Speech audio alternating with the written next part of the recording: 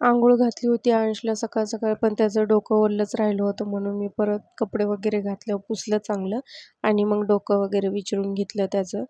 आणि आज अंशला स्कूलमध्ये जायचा मूड नव्हता, कारण की त्याला असं वाटत होतं की सुट्टी घ्यावं का काय स्कूलला.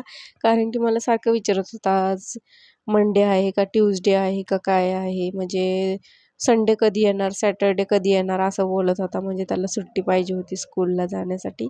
आज त्याचा मूडच नव्हता स्कूलमध्ये जायचा. आज त्याला झोप पण त्याची झाली नव्हती त्याच्यामुळं. आणि मग इथं मी अंशला गोळी वगैरे दिली आणि डोळ्यामध्ये ड्रॉप वगैरे टाकला, कारण की त्याचे डोळे लाल झाले होते जरा अंघोळ वगैरे घातली होती म्हणून. आणि मग नंतरनं मी त्याला स्कूलमध्ये सोडवायला गेले. तर हा पण त्याचा पीटीचा युनिफॉर्म त्याला खूप जास्त टाईट व्हायला लागलेला आहे. त्या गोळ्यांमुळे त्याला भूक लागते म्हणून त्याची तब्येत झाली, म्हणून त्याला स्कूल युनिफॉर्मचे सगळे कपडे त्याला टाईट झालेले आहेत. आणि आज गुरुपौर्णिमा होती म्हणून गुरुपौर्णिमा स्कूलमध्ये सेलिब्रेट केली. तर असा होता अंश स्कूलचा blog. Thank you so much for watching. Bye.